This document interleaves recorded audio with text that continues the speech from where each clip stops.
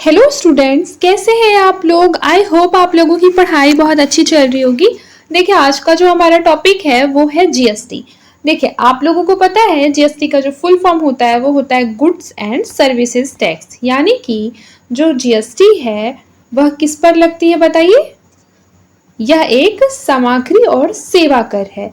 यह याद रखिएगा एक एकीकृत कर प्रणाली है जिसे भारत सरकार ने 1 जुलाई 2017 से लागू किया था। डेट याद रखना है। और इसका जो उद्देश्य है वह देश भर में एक समान टैक्स व्यवस्था को लागू करना था। जिससे क्या हो बताइए, अगर पूरे भारत में एक समान टैक्स व्यवस्था लागू होगा तो उससे क्या होगा, अपने आप से क्वेश्चन कीजिए। ऑब्वियस सी बात है कि जो व्यापार की प्रणाली है वो क्या हो जाएगी, थोड़ा इजी हो जाएगी। यानी कि जो टैक्स में पारदर्शिता है वह भी क्या है, बनी रहेगी। अगर इसको आसान भाषा में हम समझे कि जीएसटी जो है वो क्या है, पेन का कलर एक बार चेंज कर लेते हैं। तो याद रखिएगा जो जीएसटी है वो एक सिंगल क्या है, सिंगल टैक्स है। एक सिंगल टैक्स है यानी कि एकल कर है जो कि वस्तुओं यानी कि गुड्स और सेवाओं यानी कि सर्विसेज की खरीद बिक्री पर लगता है। याद रखिएगा पहले केंद्र और राज्य सरकारें जो है वो कई अलग अलग प्रकार के टैक्स लगाती थी, लेकिन जब से जीएसटी आया है तो ये क्या हो गया है, इसने सारे टैक्सों की जगह ले ली है। जैसे फॉर एग्जांपल के लिए एक्साइज ड्यूटी हो गया, वेट हो गया, सर्विस टैक्स हो गया, एंट्री टैक्स हो गया, एंटरटेनमेंट टैक्स हो गया। इन सभी टैक्स को हटाकर अब केवल एक टैक्स लगता है, जीएसटी। याद रखिएगा। इसको इरेज करके ये समझते हैं कि जीएसटी के कितने टाइप होते हैं। देखिए, जीएसटी जो है, जीएसटी के बेसिकली 3 टाइप होते हैं। एक होता है सीजीएसटी यानी कि इसे बोलते हैं सेंट्रल जीएसटी। दूसरा होता है एसजीएसटी। एसजीएसटी मतलब स्टेट जीएसटी। फिर उसके पश्चात अगला जीएसटी है आईजीएसटी। आईजीएसटी क्या होता है बताइए, यानी कि इंटीग्रेटेड जीएसटी। देखिए, सबसे पहली बात जो सीजीएसटी है, याद रखिएगा जो सीजीएसटी है, सीजीएसटी जो है वह क्या है, केंद्र सरकार को मिलने वाला हिस्सा सीजीएसटी कहलाता है। फिर एसजीएसटी, याद रखिएगा राज्य सरकार को मिलने वाला जो हिस्सा है वो एसजीएसटी कहलाता है। जबकि आईजीएसटी जो है यानी इंटीग्रेटेड जीएसटी, ये 2 राज्यों के बीच होने वाले व्यापार पर लगता है। जैसे फॉर एग्जांपल के लिए दिल्ली और पंजाब में व्यापार हो रहा है तो दिल्ली से पंजाब में व्यापार होने पर क्या लगेगा, आईजीएसटी लगेगा, जिसे बोलते हैं इंटीग्रेटेड जीएसटी। याद रखिएगा। आइए एक एग्जांपल से इसको समझने का प्रयास करते हैं। देखिए, मान लीजिए आप कहाँ हैं, दिल्ली में हैं। आप कहाँ हैं, दिल्ली में।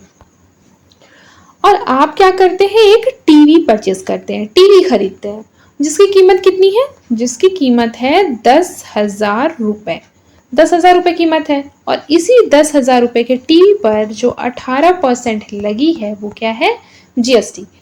तो अगर आप वही टीवी दिल्ली में किसी दुकान से खरीदते हैं तो याद रखिएगा कि उस पर 900 रुपए जो है वो सीजीएसटी को जाएगा और 900 रुपए जो है वो एसजीएसटी को जाएगा। यानी कि 9% सीजीएसटी और 9% एसजीएसटी, यानी दोनों की कीमत मिला ले तो ये कितना हो जाएगा, 1800 रुपए। तो कुल कीमत 1800 प्लस 10,000, यानी कि टीवी की जो कीमत है वो जीएसटी लगाकर हो जाएगी, कितनी हो जाएगी, 11,800 रुपए। जिसमें कि राज्य सरकार का जो हिस्सा है वो जो है वो 900 रुपए का है और केंद्र सरकार का हिस्सा 900 रुपए का। यानी कि 9% राज्य सरकार का और 9% किसको मिलेगा, केंद्र सरकार को मिलेगा। आई होप आप लोग समझ रहे होंगे। इसको क्लियर कर लेते हैं, बहुत ज्यादा हौच पौच हो गया है। लेकिन अब देखिए कि उस टाइम पे तो आप दिल्ली में थे और दिल्ली के ही किसी दुकान से आपने क्या खरीदा था, टीवी खरीदा था। लेकिन अब ऐसा नहीं है। अब सेकंड केस में है कि आप जो है वो दिल्ली में है, ठीक है, आप दिल्ली में है लेकिन आप खरीद रहे हैं किससे, हरियाणा से। किससे खरीद रहे हैं, हरियाणा से खरीद रहे हैं टीवी।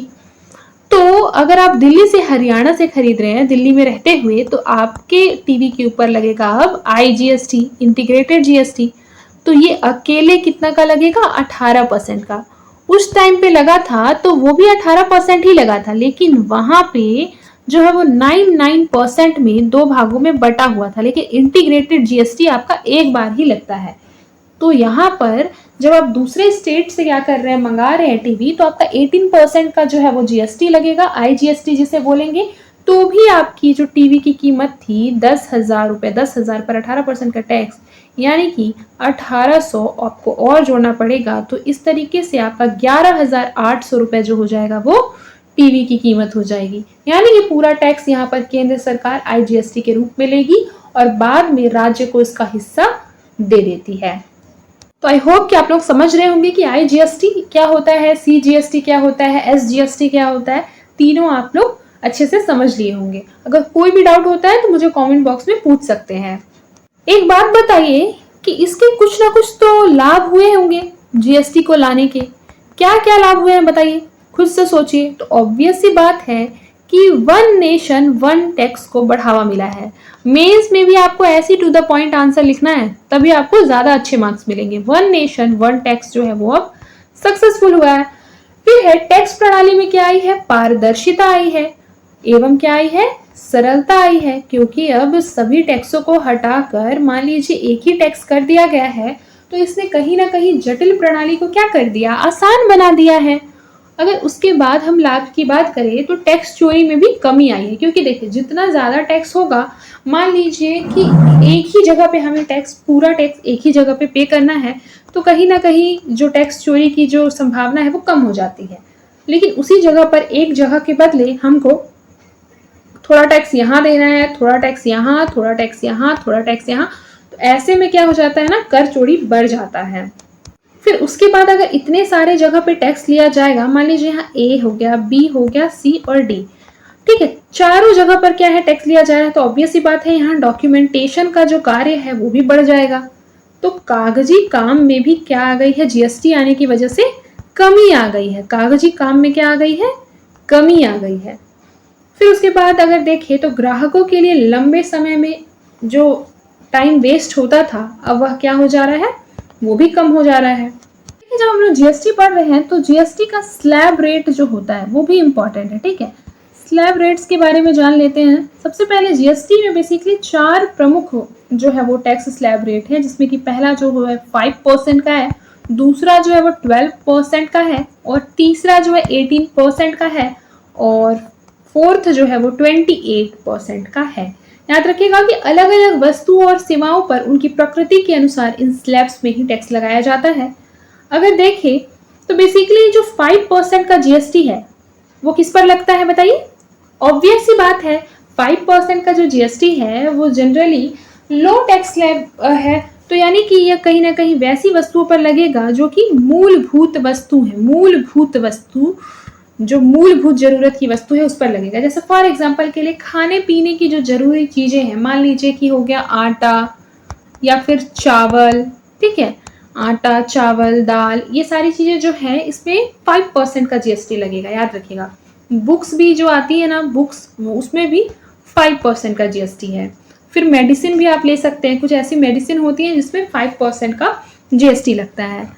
फिर अब उसके बाद अगर देखें तो उसके बाद 12% का देख लेते हैं। तो 12% GST जो है वो थोड़ी आवश्यक पर सामान्य वस्तुओं पर लगती है। जैसे फॉर एग्जांपल के लिए मोबाइल फ़ोन हो गया, कुछ ऐसे कपड़े हो गए, ब्रश, पंखे, स्मार्टफोन इत्यादि में क्या लगता है, 12% का GST। फिर 18% का GST जो है वह बेसिकली वस्तुओं पर लगाया जाता है। जैसे फॉर एग्जांपल के लिए बोल सकते हैं इलेक्ट्रॉनिक सामान, इस पर लगता है 18% का GST लगता है। ऑनलाइन सेवाएं जो होती हैं, जैसे मान लीजिए नेटफ्लिक्स हो गया, अमेजॉन प्राइम हो गया, ये सारी चीज़ों पर 18% का GST लगा हुआ रहता है।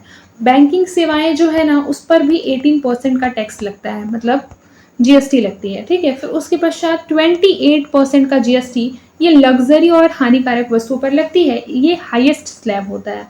जैसे फॉर एग्जांपल के लिए कार हो गई, AC, फ्रिज, वॉशिंग मशीन, इस पर 28% का GST लगा होता है। जैसे सिगरेट हो गया, तंबाकू हो गया, पान मसाला और अन्य भी कुछ ऐसे लग्जरी आइटम जो है वो जो है उस पर 28% का GST लगता है, याद रखिएगा।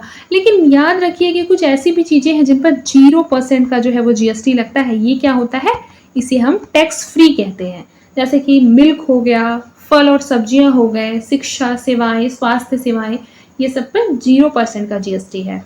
आई होप कि आपको स्लैब जो है वो समझ में आ रहा होगा, ठीक है। मैंने मोटा मोटी बता दिया है, अब देख लेते हैं कि थ्योरी का जो पोर्शन है उसमें क्या क्या लिखा हुआ है। बाकी जो मूलभूत चीजें थी वो तो मैंने समझा दिया है।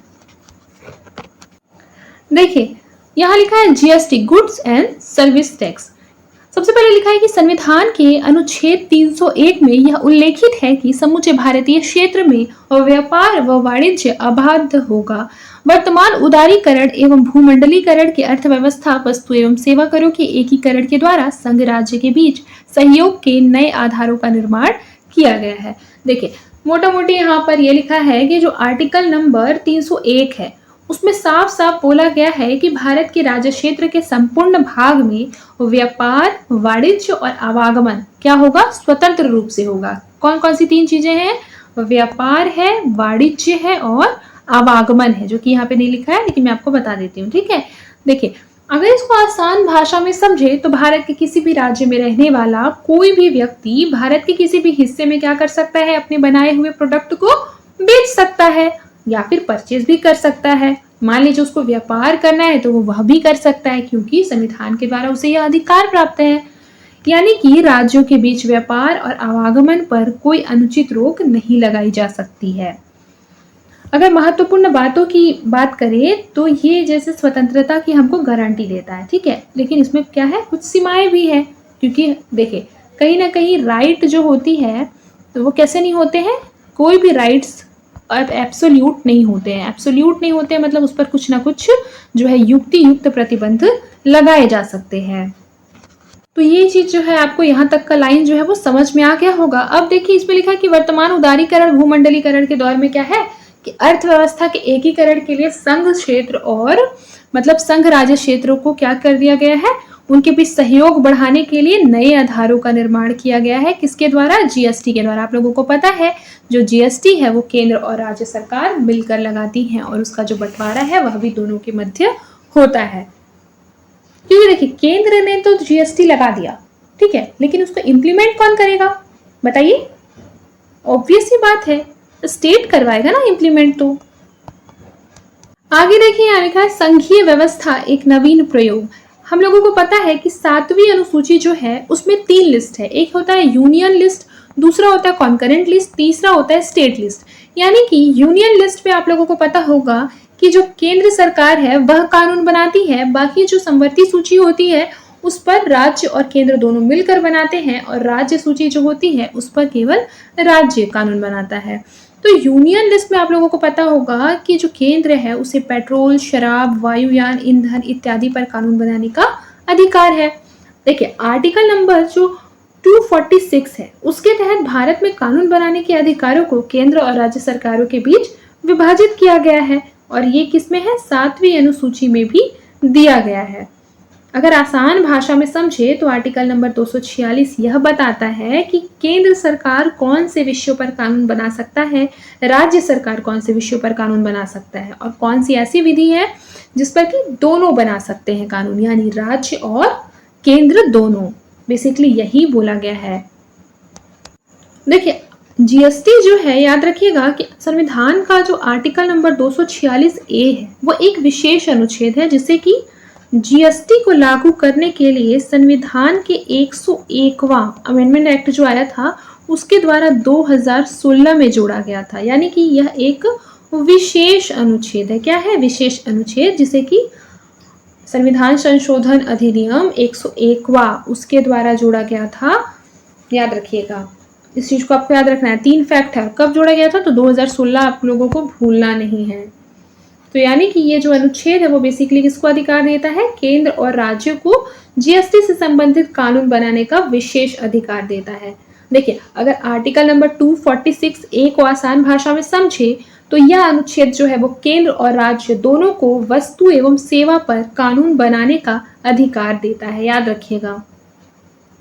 देखिए एक इम्पॉर्टेंट फैक्ट है, ये मैं आप लोगों को बता देती हूँ, उसको ना नोट कर लीजिएगा कि अगर कोई भी सामान या सेवा एक राज्य से दूसरे राज्य में जा रहा है, मान लीजिए गुजरात से राजस्थान में जा रहा है, तो उस पर जो कानून बनाने का अधिकार है वो किसको है, वो केवल संसद को है। याद रखिए, यानी कि इंटर स्टेट ट्रेड जो होगा उस पर कानून बनाने का अधिकार संसद को है। इसको नोट कर लेंगे, ठीक है। फिर अगर बात करें कि केंद्र सरकार को वहां भी विशेष अधिकार है जहां विधानसभाएं नहीं है। यानी कि जहाँ पर विधानसभाएं नहीं है, मतलब आप लोग क्या समझते हैं, जैसे अंडमान निकोबार में विधानसभा नहीं है, लक्षद्वीप में नहीं है, तो यहाँ पर कौन बनाएगा? केंद्र सरकार बनाएगी। बिल्कुल करेक्ट। अगर इसको हम एक एग्जाम्पल के साथ समझे तो देखिए, अगर कोई व्यक्ति है वो दिल्ली में एक मोबाइल फोन बेचता है तो जीएसटी लगाने का अधिकार किसका होगा? दिल्ली सरकार का होगा। लेकिन अगर मोबाइल दिल्ली से महाराष्ट्र भेज कर बेचता है तो उस पर क्या लगेगा? उस पर आईजीएसटी लगेगा। और उस पर कानून बनाने का अधिकार किसको हो जाएगा? फिर आईजीएसटी में टोटली केंद्र को हो जाएगा। याद रखिएगा इस चीज को। देखिए थ्योरी में क्या लिखा है कि संविधान के अनुसार संसद समूचे भूभाग के लिए जीएसटी के संबंध में विधि का निर्माण करेगी, जबकि राज्यों से संबंधित जीएसटी के लिए विधि निर्माण का कार्य राज्य विधानसभाओं को होगा। अंतरराज्यीय जीएसटी के लिए संसद जो है वो विधि का निर्माण करेगी। सेम ये चीज है मैंने बताया है। देखिए सिंपल सा यहाँ पर फैक्ट लिखा हुआ है, जीएसटी परिषद के कार्य पॉइंट टू पॉइंट लिखा है, पढ़ लेते हैं। देखिए जीएसटी दरों का निर्धारण करना, ये किसका कार्य है? जीएसटी परिषद का। फिर है न्यूनतम सीमा को सुनिश्चित करना जिस पर जीएसटी लागू होगा, ये भी बिल्कुल करेक्ट है। फिर देखिए जीएसटी से छूट देने वाली वस्तु का निर्धारण करना। फिर है आईजीएसटी का विभाजन के लिए जीएसटी परिषद की सलाह पर संसद के द्वारा विधि का निर्माण किया जाएगा। याद रखिएगा। अब देखिए यहाँ पर लिखा है संरचना, तो याद रखिए संघ सरकार का वित्त मंत्री, राज्य वित्त मंत्री और 29 राज्यों के राजस्व संभालने वाले वित्त मंत्री इसमें शामिल होते हैं। देखिए निर्णय निर्माण कौन करता है? तो याद रखिए 3/4 बहुमत से निर्णय को पारित होना चाहिए, जिसमें कि 1/3 जो है वो संघ का होता है और 2/3 जो है वो राज्यों का। आगे देखिए लिखा है निर्णय निर्माण में संघ एवं राज्य दोनों को समान महत्व दिया गया है, इसीलिए संघ न तो राज्यों पर अपना निर्णय थोप सकता है और न ही राज्य संघ को बाध्य कर सकते हैं। यानी कि कोई भी ऐसा निर्णय जीएसटी से नहीं होगा जिसमें कि राज्य जो है वो क्या हो, निर्णय को ना मानता हो या फिर राज्य को उसके लिए बाध्य भी नहीं किया जा सकता है। इससे यह भी स्पष्ट है कि संघ सरकार को ज्यादा शक्तियां प्राप्त नहीं है। याद रखिएगा, यानी कि जीएसटी से संबंधित अधिकारों में केंद्र को जो है वो ज्यादा अधिकार प्राप्त नहीं है। फिर निष्कर्ष में क्या लिखा है, आइए पढ़ लेते हैं। देखिए निष्कर्ष में लिखा है कि जीएसटी के द्वारा संघ राज्य संबंधों में नवीन पावर शेयरिंग की गई है और पेट्रोलियम, शराब जैसे पदार्थों को जीएसटी के दायरे में शामिल करने के लिए आपसी सहमति का निर्माण भी हो रहा है। देखिए एक जो है ऑब्जेक्टिव क्वेश्चन जो है वो सॉल्व कर लेते हैं। सबसे पहले लिखा है कि निम्नलिखित में से कौन से कर संघ सरकार के द्वारा लगाए जाते हैं, वसूले जाते हैं एवं संबंधित राज्यों को हस्तांतरित कर दिए जाते हैं। यानी ये बेसिकली सेंटर ही लगाती है और सेंटर ही वसूलती है और सेंटर क्या करती है, बाद में राज्य को बांट देती है। देखिए पहला ऑप्शन नंबर ये है आयकर, फिर बी है उत्पाद शुल्क, तीसरा पेट्रोलियम पदार्थों पर और फिर है अंतर्राज्यीय माल पर। तो ये हो जाएगा ऑप्शन नंबर डी, अंतर्राज्यीय माल पर जो टैक्स लगता है। ये चीज मैंने आप लोगों को बताया भी, अभी थ्योरी में मैंने बताया कि जो बेसिकली इंटर स्टेट व्यापार होता है, इंटर स्टेट ट्रेड होता है, उस पर बेसिकली जो टैक्स लगाने का कार्य है वो कौन करती है? केंद्र करती है। आगे देखिए लिखा अनुच्छेद 275 में वित्त आयोग के द्वारा राज्यों को अनुदान देने का प्रावधान है, इसमें किस राज्य विशेष का उल्लेख है? तो याद रखिए इसमें असम का उल्लेख है। फिर देखिए राज्यों के निर्माण के पीछे निहित संवैधानिक तर्कों का उल्लेख कीजिए कि आप इस मत से सहमत हैं कि राजनीतिक कारक ही भारत में नए राज्यों के निर्माण के मूल प्रेरक हैं। ये आपका मेंस का क्वेश्चन है, तो इसको एक बार आप लिख कर देख सकते हैं। देखिए अब हम लोगों को पढ़ना है जम्मू कश्मीर का संविधान, जो कि काफी अलग टॉपिक है, तो इसको हम अगले क्लास में पढ़ेंगे। ठीक है, आई होप कि आपको आज के क्लास में जीएसटी बहुत अच्छे से समझ में आया होगा। मैंने पूरी कोशिश की है कि आपका एक फाइनल रिवीजन हो जाए इस क्लास से। तो आई होप कि आपको समझ में आया होगा। जैसा होगा आप फीडबैक दे सकते हैं। और आज के लिए बस इतना ही, मिलते हैं नेक्स्ट क्लास में। तब तक के लिए अपना ख्याल रखें और मन लगाकर पढ़ाई करते रहें।